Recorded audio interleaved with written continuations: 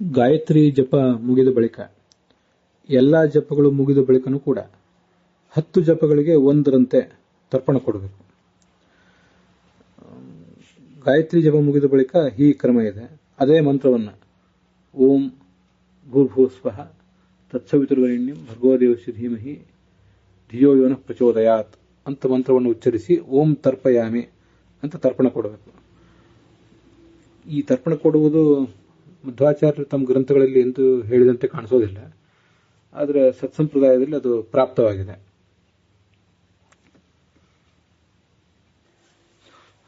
ಆದರೆ ಅನೇಕ ಜನ ಈ ಥರದ ಯಾವುದೇ ತರ್ಪಣ ಕೊಡದೆ ಬರೇ ಗಾಯತ್ರಿ ಜಪವನ್ನು ಜಪಿಸುವುದು ಕಂಡಿದೆ.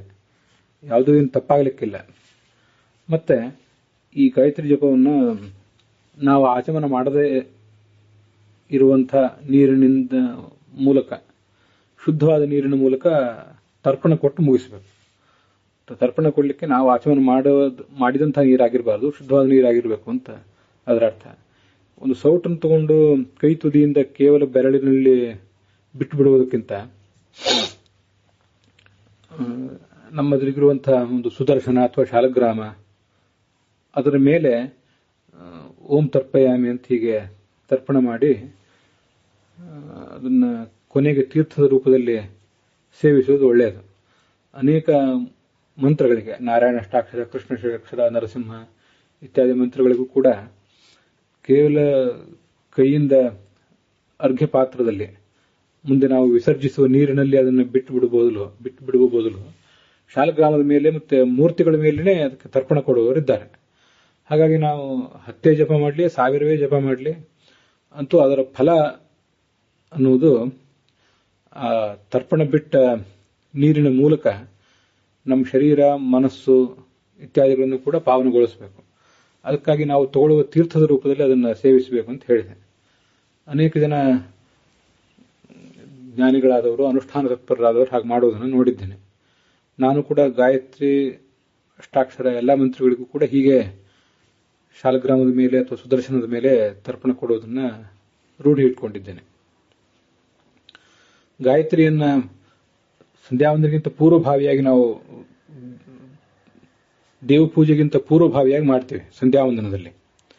ಆವಾಗ ಪೀಠದ ಮೇಲಿರುವಂತಹ ಶಾಲಗ್ರಾಮ ಇತ್ಯಾದಿಗಳನ್ನ ಇನ್ನೂ ನಾವು ಕೆಳಗೆ ತೆಗೆದಿಟ್ಕೊಂಡಿರೋದಿಲ್ಲ. ಯಾಕಂದ್ರೆ ಸಂಧ್ಯಾವಂದನೆ ಪೂರ್ಣವಾಗಿ ಮುಗಿದು ಆ ಬಳಿಕವೇ ಪೂಜೆ ಪ್ರಾರಂಭ ಆಗ್ತದೆ. ಹೀಗೆ ಪೂಜೆ ಪ್ರಾರಂಭ ಆಗುವುದರಿಂದ ಶಾಲಗ್ರಾಮಾದಿಗಳು ಇನ್ನೂ ಪೀಠದಲ್ಲೇ ಇರ್ತವೆ. ಆ ಶಾಲಗ್ರಾಮದ ಮೇಲೆ ಹೇಗೆ ಅದಕ್ಕೆ ತರ್ಪಣ ಕೊಡುವುದು ಅಂತ ಒಂದು ಪ್ರಶ್ನೆ ಬರಬಹುದು. ಪೀಠದ ಮೇಲಿರುವ ಶಾಲಗ್ರಾಮ ಇತ್ಯಾದಿಗಳಲ್ಲದೇನೆ ಒಂದು ಪ್ರತ್ಯೇಕವಾಗಿ ಸುದರ್ಶನ ಅಥವಾ ಶಾಲಗ್ರಾಮವನ್ನ ಅನೇಕ ಜನ ಪೀಠದಿಂದ ಬಹಿರ್ಭೂತವಾಗಿ ತೆಗೆದಿಟ್ಕೊಂಡಿರ್ತಾರೆ. ನಾನು ಹಾಗೆ ತೆಗೆದಿಟ್ಕೊಂಡಿರ್ತೇನೆ. ಅದನ್ನ ಮೊದಲು ನಿರ್ಮಾಲ್ಯ ತೀರ್ಥ ತಗೊಳ್ಳುವುದಕ್ಕಾಗಿ ಇತ್ಯಾದಿ ಕಾರ್ಯಗಳಿಗೆ ಉಪಯೋಗ ಮಾಡಲಿಕ್ಕೆ ಬರ್ತದೆ.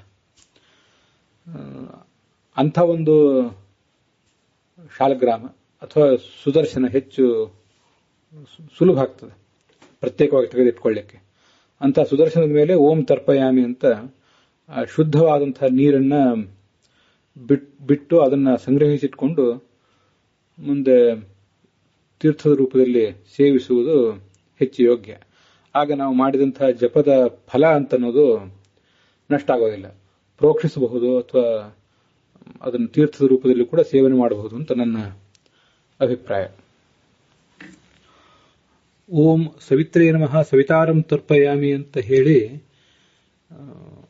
ತರ್ಪಣವನ್ನು ಕೊಡುವುದು ಕೂಡ ಕೆಲವು ಅನುಷ್ಠಾನ ಪರರಲ್ಲಿ ನನಗೆ ಕಂಡು ಬಂದಿದೆ. ಅದರಲ್ಲಿ ಸಂಪ್ರದಾಯ ಭೇದಗಳು ಇರಬಹುದು. ಓಂ ತರ್ಪಯಾಮಿ ಅಂತ ಹೇಳುವುದು ಕೂಡ ಯೋಗ್ಯವೇ. ಯಾಕಂದ್ರೆ ಓಂ ಅನ್ನುವುದೇ ಸವಿತಾ ಇತ್ಯಾದಿ ಎಲ್ಲ ಶಬ್ದಗಳ ಅರ್ಥವನ್ನು ಕೂಡ ವರ್ಣನೆ ಮಾಡ್ತದೆ. ಪರಮಾತ್ಮ ಗುಣಪೂರ್ಣ ಅನ್ನೋ ಅರ್ಥವನ್ನು ಅದು ಹೇಳುವುದರಿಂದ ಅದರಿಂದ ಓಂ ತರ್ಪಯಾಮಿ ಅಂತ ಹೇಳಿ ತರ್ಪಣ ಕೊಟ್ಟು ಸಾಕು ಅಂತ ನನ್ನದೊಂದು ಅಭ್ಯಾಸ ಮತ್ತೆ ಅಭಿಪ್ರಾಯ.